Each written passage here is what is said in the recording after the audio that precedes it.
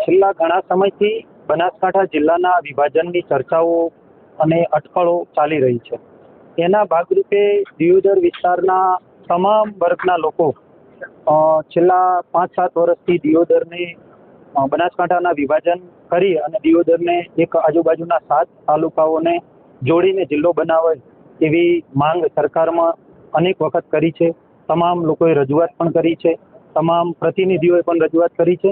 દિયોદરને જિલ્લો બનાવવાની માંગ એટલા માટે કે દિયોદર એક એવો વિસ્તાર છે કે દિયોદર તાલુકાને જોડતા આજુબાજુના જે 6-7 તાલુકા છે એમાં કાંકરેજ તાલુકો, ભાભર તાલુકો, વાવ તાલુકો, થરાદ તાલુકો, લાખણી તાલુકો અને બિલડીના 22 ગામનો જે વિસ્તાર છે, આ 7 તાલુકાના વિસ્તારને દિયોદર તાલુકો સ્પર્શે છે, દિયોદર તાલુકાની બોર્ડર સ્પર્શે છે.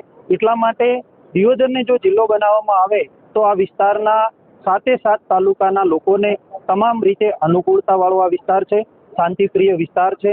ધંધા રોજગાર માટે અને સરકારી કચેરીઓ માટે ભવિષ્યમાં ખૂબ ડેવલપ થઈ શકે એવી જગ્યા દિયોદર વિસ્તારને અડીને આવેલી છે.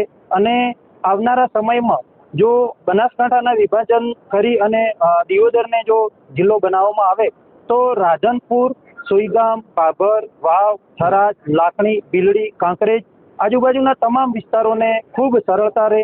ખેડૂત વર્ગ હોય, વેપારી વર્ગ હોય અને જે વિસ્તારની જનતા છે આ તમામને સરકારી કામકાજ માટે આવવા જવામાં દિયોદર સૌથી અનુકૂળ છે.